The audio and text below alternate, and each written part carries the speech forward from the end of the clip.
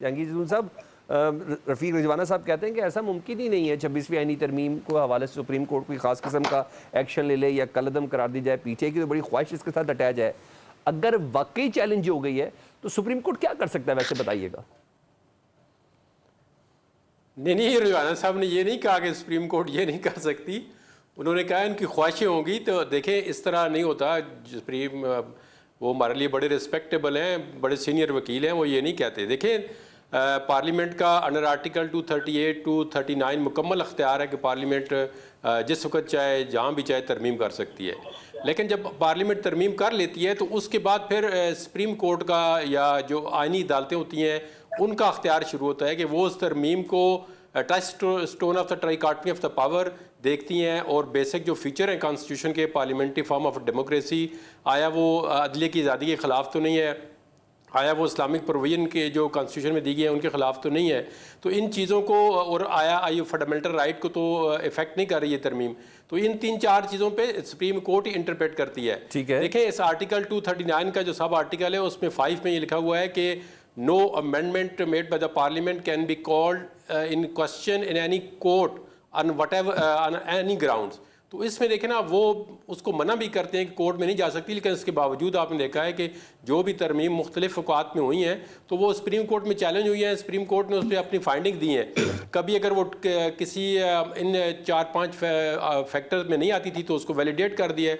अगर supreme court समझती है कि किसी जगह पे ये तरमीम जो है किसी ऐसी आइनी प्रोविजन को हिट कर रही है जिससे अदलिया की आज़ादी पे कदगन लगती है, या इस्लामिक प्रोविजन के खिलाफ है, या जो आइन का बुनियादी ढांचा है जिसमें पार्लियामेंट्री फॉर्म ऑफ डेमोक्रेसी है, या इस तरह की कोई चीज़ है, तो उसमें डेफिनेटली सुप्रीम कोर्ट का राइट है वो आइनी तरमीम पे अपनी ट्राइकोटमी ऑफ पावर के हवाले से कि अगर वो कहीं चैलेंज ना हो जाए, ये नहीं कहा कि सुप्रीम तो कोर्ट इसका मतलब है ये तो बेस्ट केस है, क्योंकि इसको तो बहुत से लोग कह रहे हैं कि अदलिया की आज़ादी पर हमला है, शबखून है पार्लियामान की तरफ से। तो इसका मतलब है ये चैलेंज, इसके कई पॉइंट्स ऐसे हैं जो सुप्रीम कोर्ट चैलेंज भी हो सकते हैं, बहस भी हो सकती है, और सुप्रीम कोर्ट इसकी तरमीम के कुछ नुकात को कलअदम भी करार दे सकती है।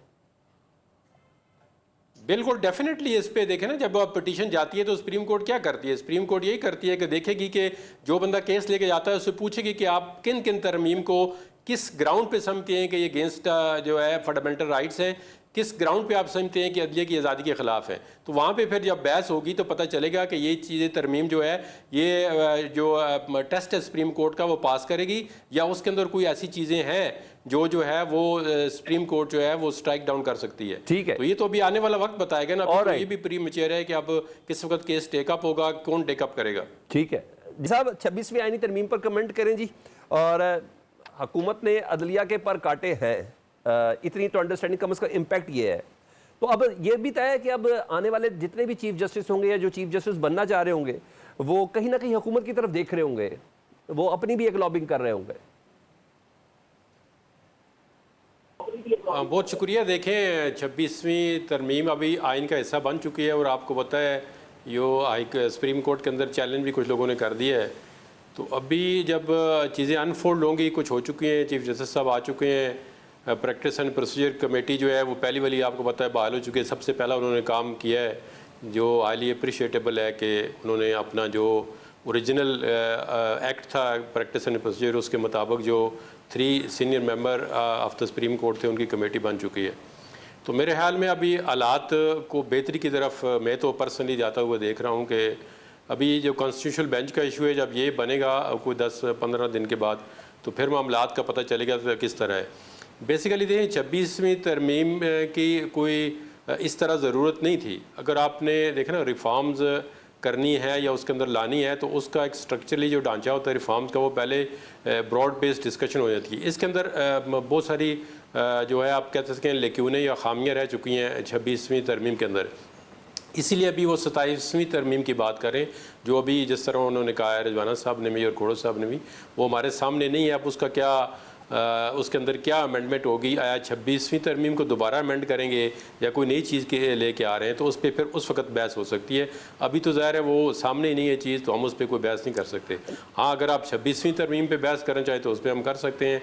उस पर कई लोगों की इस पर रिजर्वेशन है कि कॉन्स्टिट्यूशनल बेंच जब बनेंगे तो फिर सुप्रीम कोर्ट के अंदर पावर जो है वो किस तरह होगी। अब बेशुमार केसेस ऐसे होते हैं जिनमें आइनी मसला वैसे भी इन्वॉल्व होता है, चाहे वो सिविल का डिस्प्यूट कर लें, चाहे वो क्रिमिनल केसेस कर लें, तो इसके अंदर मसले पैदा होंगे। उसके अंदर हमने भी देखा है कि काफ़ी अगर ज़्यादा ब्रॉड बेस्ड इसके अंदर कोई स्टेक होल्डर से बहस हो जाती है, या तो उसके अंदर जो लक्यूने हैं वो शायद खत्म होकर आगे चले जाते हैं। अच्छा जहांगीर जदूर साहब, मैंने अभी तो 27वीं चीफ तरमीम जस्टिस के ना साहब ने सवाल देखे- इसलिए किया था, ये दो सीरियस बंदे हैं ना गवर्नमेंट की तरफ से, राना सनाउल्लाह साहब भी, बैरिस्टर अकील साहब भी, उन्होंने 3 पॉइंट्स बताए, जजेस की तादाद, बल्दियाती मामलात और फौजी अदालत। तो मैंने वो 3 पॉइंट्स ही सामने रखे। देखें, जजेस की तादाद तो आईनी तरमीम से नहीं बढ़ती, वो तो एक्ट से भी हो पार्लियामेंट के सकती है, एक्ट से बढ़ती है। एक्ट तो से भी वो बढ़ सकती है। जब अगर वो कोई रियलाइज़ करते हैं कि जजेस ज़्यादा होने चाहिए तो वो ज़्यादा हों। असल चीज़ ये है कि जो मकसद है ना, जजेस भी ज़्यादा करते हैं कि क्या आवाम को रिलीफ मिलेगा, या किस तरह बैकलॉग जो है केसेस का, अबाउट 60,000 केसेस हैं सुप्रीम कोर्ट के अंदर,